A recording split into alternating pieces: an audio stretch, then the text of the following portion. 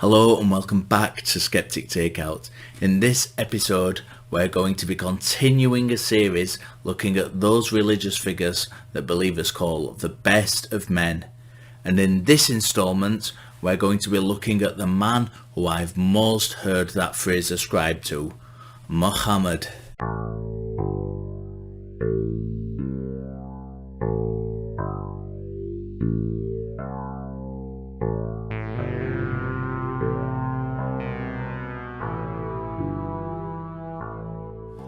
Don't forget, you can follow us on Facebook and Twitter by hitting the link tree in the description, and be sure not to miss an episode by hitting those like and subscribe buttons.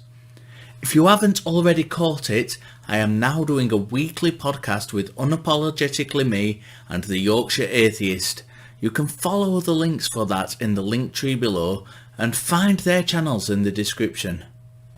In the first episode, we looked at Jesus and discovered that there was a distinct difference between the character of Jesus the man and Jesus the God figure. As we mentioned in that episode, in this series we're going to assume the historicity of all three of the people we're looking at. This isn't going to be an historical analysis of whether they existed or not. Our focus here is looking at the ideal we're presented with by their followers and what we can glean about them as an independent observer. So we're looking at the aspects of what attracts believers to dedicating their lives to the teachings of these men. What are the things that make people accept these men as the pinnacle of humanity? This will be contrasted by looking at the criticisms levelled at them, both in their own lifetime and now, and asking of both sides of the coin. Does this correspond to what we accept as exalted behaviours? In short, are the believers justified in holding these standards against the behaviours and character of the figures themselves?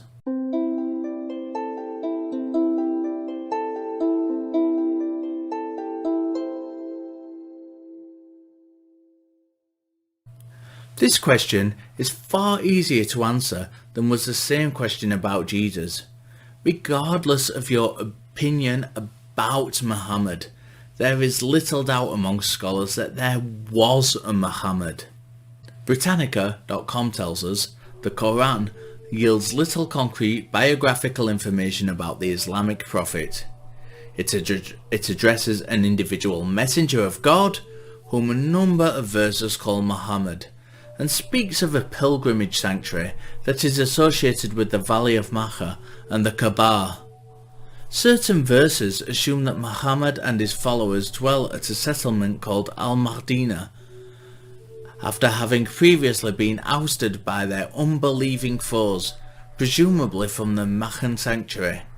However, the text provides no dates for any of the historical events it alludes to, and almost none of the Quranic messenger's contemporaries are mentioned by name. So if the Quran itself doesn't tell us about Muhammad, where do we get the information about him from? The article continues. Most of the biographical information that the Islamic tradition preserves about Muhammad thus occurs outside of the Quran, in the so-called surah, which means in Arabic biography literature. Arguably the single most important work in the genre is Muhammad in Ishaq's Kitab al-Maghazi, which translates as a book of the Prophet's military expeditions. In Ishaq's original book was not his own composition, but rather a compilation of autonomous reports about specific events that took place during the life of Muhammad and also prior to it, which Ishaq arranged into what he deemed to be their correct chronological order, and to which he added his own comments. Each such report is normally introduced by a list of names, tracing it through various intermediaries back to its ultimate source, which, in many cases, is an eyewitness. For example, the Prophet's wife, Aisha.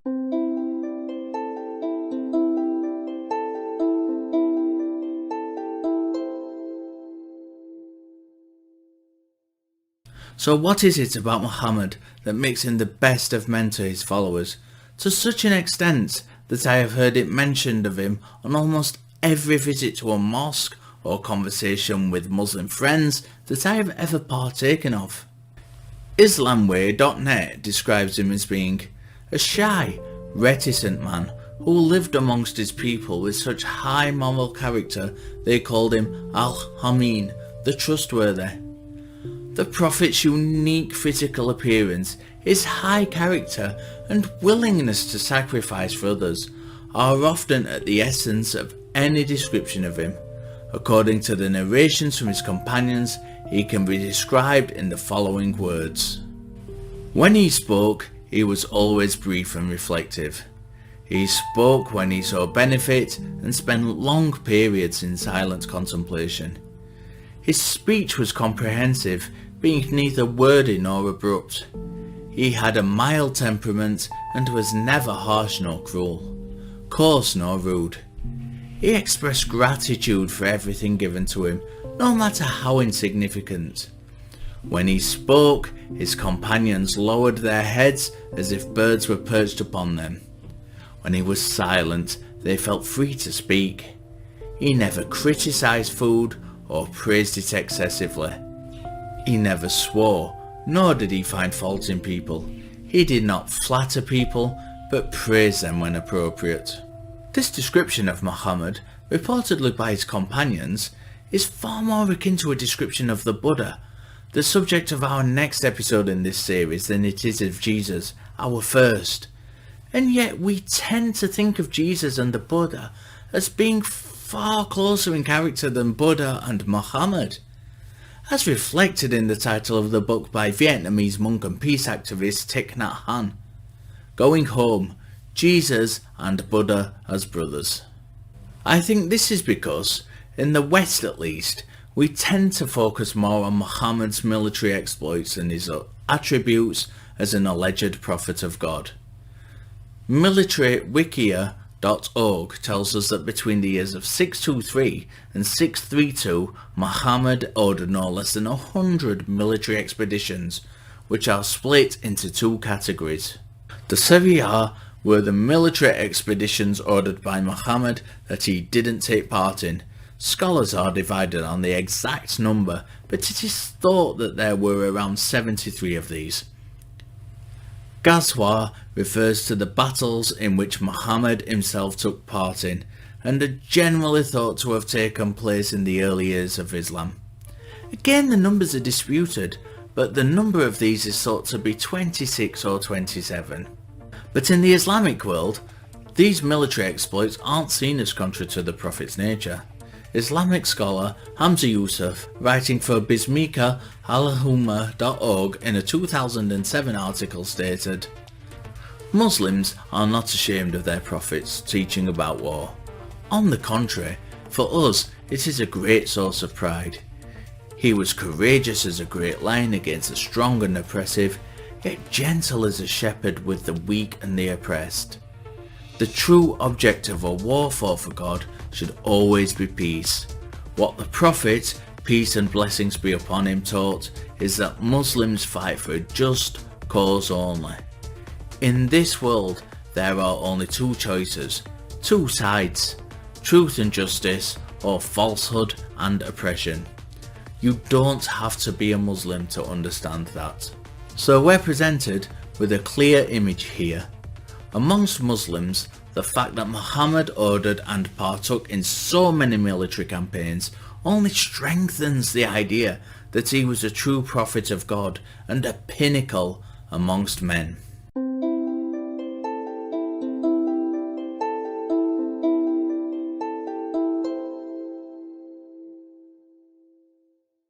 But with such a large number of military campaigns, it is no surprise that Muhammad had plenty of detractors amongst his contemporaries. And next we shall see what criticisms were levelled against him in his own time. TheSpiritualLife.org is an interfaith web-based community who promotes all religions. They say, criticism of Muhammad has existed since the 7th century, when Muhammad was decried by his non-Muslim Arab contemporaries for preaching monotheism. and by the Jewish tribes of Arabia for his unwarranted appropriation of biblical narratives and figures.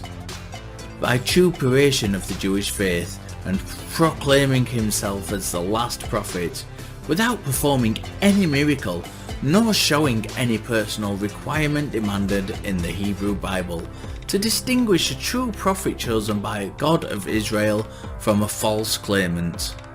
For these reasons, they gave him the derogatory nickname of Ha-Meshuggah, which means the madman or the possessed. But it wasn't just in his own lifetime that Muhammad had those who were opposed to him. Throughout the Middle Ages, Islam waged war throughout the world, and this is where our appraisal becomes exceptionally difficult to judge. Let me give you an example why. The following is a list of 5 just causes for holy war. To spread the faith. To retrieve countries that were once Islamic, even though there are no Muslims left there. To rescue Muslims in countries that were once Islamic from the servitude of the infidels. Recover and purify consecrated places that are presently being polluted and profaned. Avenge blasphemous acts or cruelties and killings of Muslims, even if these took place long ago. Now, if you have no faith like me, you will probably not agree with many, if any, of these reasons as just causes for war. If you're a Christian, or a Hindu, or a Jew, or a Sikh, looking at this list may invoke even stronger feelings. I can imagine quite a few of my Christian friends thinking this is justification for rallying against Islam in general. If not, a desire to take up arms against them altogether. But here's the thing. This isn't an Islamic list. It is a Christian one. I've just changed the word Christian to read Muslim or Islamic. This was Francis Bacon writing from the Christian perspective. And this is why it is so difficult to make a balanced judgment regarding whether Muhammad's military career should disqualify him from, as we were told earlier, the idea that his companions considered him to have a mild temperament and was never harsh nor cruel, coarse nor rude. Virtually every example of an Islamic battle has 2 sides to the argument, and the Crusades in particular, that almost 200-year period of war between Christianity and Islam, depend largely on whose opinion you're reading as to decide on who were the ones, if any, who were being oppressed. When you're trying to look at this in a balanced way, it is really difficult to make a judgment. But the Crusades, which were started and supported by the Christians, and sometimes directed by the Church, were not the only wars that Islam fought. We can't ignore the fact that Islam also spread eastwards. And once again, where we might have the image of a swift and cruel Islam, and in some instances it certainly was, sweeping across the land, we find contention in the academic field surrounding exactly what the effects were. As Robert Hoyland wrote in God's Path, the Arab Conquests and the Creation of an Islamic Empire, whereas a number of recent studies have emphasised the zeal that it imparted to the conquerors, I have preferred to focus on its interactive capacity, which allowed the conquerors and conquered to come together to create a new identity and a new civilization. It seems in the area of war, we simply aren't going to be able to make a reasonable judgment on whether Muhammad's behaviour inspired gentleness and humbleness, as his followers would have us believe, or cruelty and oppression, which is the image many in the West have about him. In fact, this quote from Jihad, The Origin of Holy War in Islam, by Reuven Firestone exemplifies this difficulty perfectly. Comprehensive, scholarly study of the phenomena of holy war, or war that is understood by its adherents and warriors as divinely sanctioned, is surprisingly uncommon. This, despite the ongoing prominence of news reports and discussion about military groups and even leaders of nation states threatening or claiming to engage in holy war.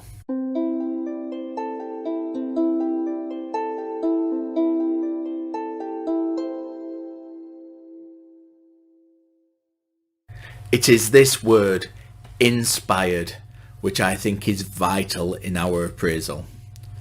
The best of men, Mohammed may have been in the eyes of his followers, but those behaviours, especially in war, have been imitated and cited as inspiration for some of the most horrific acts of terror in recent memory. Of course, the automatic response to this from those followers of Muhammad who don't go around committing atrocities is, but they're not true Muslims. But we have to be careful here. Not only do we have to take into account that identity itself can be a problematic philosophical principle, which is far too long a discussion to go into here, but this is a very easy statement to make to fall into the not true Scotsman fallacy. This fallacy, thoughtcode.com explains, is a common statement used in debating or concluding a particular point that attempts to compare the actions, words or beliefs of one person to all Scotsmen. This is a common logical fallacy that is inherently false due to its generalisation and vagueness. So it is vital to our question that we treat those people who identify followers of Muhammad as followers of Muhammad, and not to dismiss them because there is a schism as to what a true Muslim would do. However, in the interest of being as clear as possible, by the same token, this does not mean that all Muslims are terrorists. Of course, the first thing that springs to mind when we discuss modern terror attacks carried out by Muslims is 9/11, where on September the 11th, 2001, an orchestrated attack killed 2,977 people and injured more than 6,000 more. These horrendous attacks were carried out following several fatwa issued by Al-Qaeda. The issue of what a fatwa actually is a complicated one, but in simplest terms, OxfordIslamicStudies.com explains. Modern scholars usually define fatwa as a formal legal opinion given by an expert on Islamic law. Wikipedia tells us, in Osama bin Laden's November 2002 letter to America, he explicitly stated that Al-Qaeda's motives for their attacks include Western support for attacking Muslims in Somalia, supporting Russian atrocities against Muslims in Chechnya, supporting the Indian oppression against Muslims in Kashmir, the Jewish aggression against Muslims in Lebanon, the presence of US troops in Saudi Arabia, US support of Israel and sanctions against Iraq. If we think back to Francis Bacon's list of just causes for holy war, I think it's fair to say that bin Laden's letter fits well within the criteria offered. And that list, despite being Christian, is reflected by Mohammed Legenhausen in his 2008 article Islam and Just War Theory. What then is taken to constitute a just cause for the initiation of jihad? There is no one answer upon which all Muslims are in agreement. We may, however, list the most widely accepted answers to this question. 1. Defence. 2. Revolution against tyranny. 3. Establishment of the Sharia. So it seems bin Laden could be justified from the Islamic perspective in his opinion that he was fighting a just holy war. It would be very difficult for an apologist to decry the fatwa issued by Al-Qaeda as not Islamic. It would be virtually impossible to argue that it was conclusively so.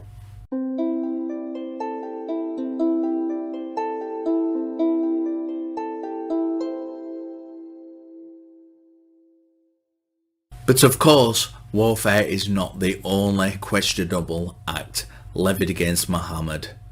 One of the major criticisms against his character is that he married and consummated that marriage with an underage girl. This is an exceptionally contentious area, for many reasons, and I'll touch upon the Islamic difficulties shortly, but we should remember that when assessing history, we need to look at the customs of the time in context. For example, it is very easy to say that underage marriage is bad as a blanket statement without considering different factors.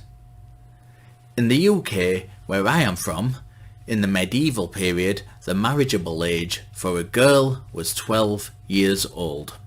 By our modern standards, we would rightly say that this is unacceptable. But what if we were to look at ourselves through the lens of Bahrain, where the age of consent is 21? Does this then mean that our current laws are unacceptable?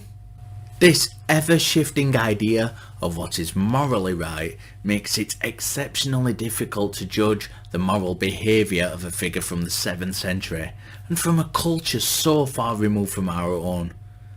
And on top of this difficulty, Islamic apologists will raise issue with the Islamic history and scholarship itself in defence of their own interpretation of what should be judged to be right or wrong.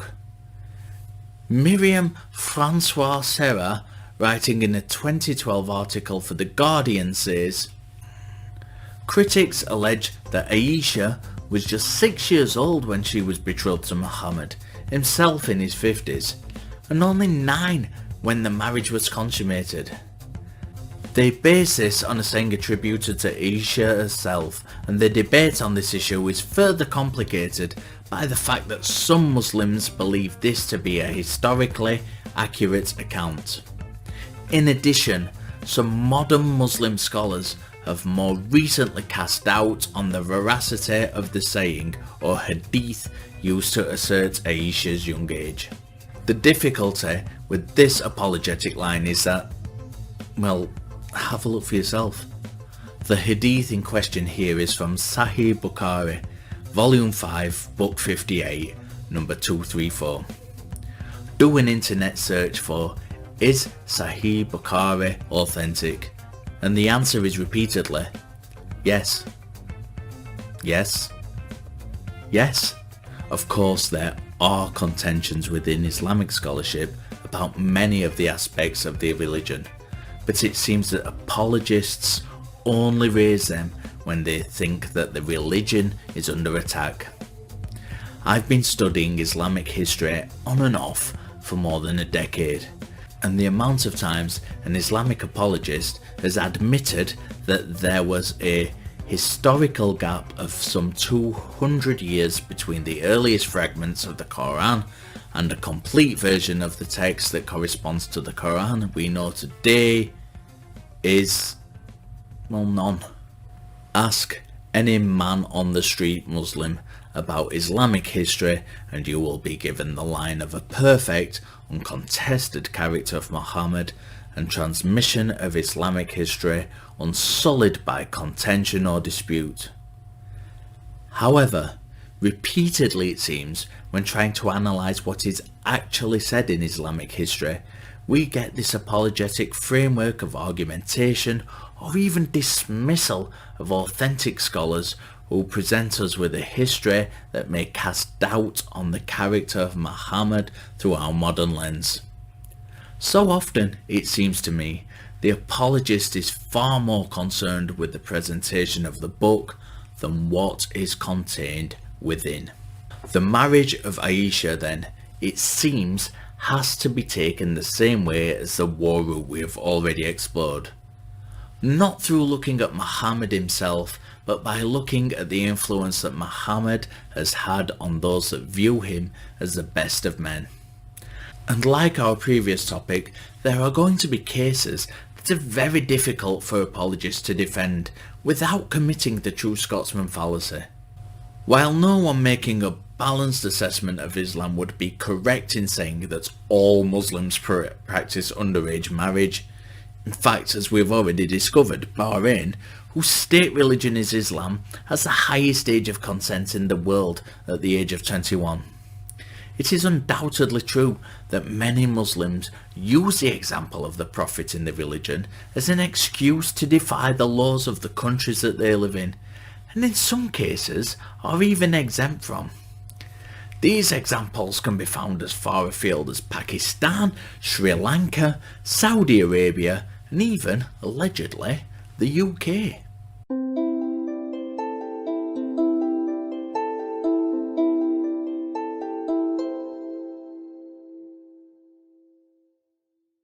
We have looked at the character of Muhammad from two aspects: his own behaviour as reported by his followers and apologists, as well as critics since the 7th century, and the influence he has had on various ideas since his own time. This has been frustratingly difficult. The range of difference between those who are pro and anti-Islam and Muhammad is huge. There is hardly any middle ground to find. Reflecting on the idea of war, you have scholars like Hamza Yusuf insisting that what the Prophet, peace and blessings be upon him, taught is that Muslims fight for a just cause only. To Osama bin Laden, inspiring the deadliest terror attack in human history. And as we have seen, both opinions can be justified within the remits of the fatwa, the formal legal opinions given by experts on Islamic law. The same can be said for the influence of Muhammad on the issue of child marriage. We have apologists casting doubt on the hadith that contain such stories through to modern day examples of Muslim leaders who are allowed legally to circumvent the law, as with Sri Lanka's Muslim Marriage and Divorce Act, and decide at what age the marriage can take place.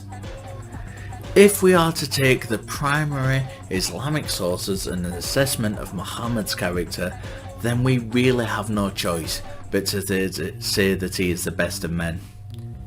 If, however, we are to cast our net wider and look at the influence that he has had in an unbiased way, then the harm of following Muhammad's example can be painfully apparent. One thing is for certain: we need much more scholarly work to accurately assess the character of Muhammad to any reasonable degree. What we have is limited and often hindered by Muslims who don't want doubt to be cast on the authenticity of their belief system.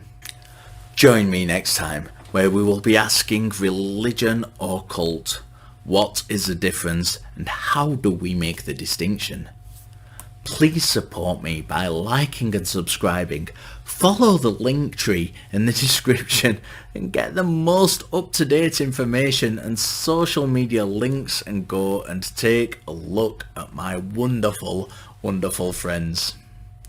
See you next time.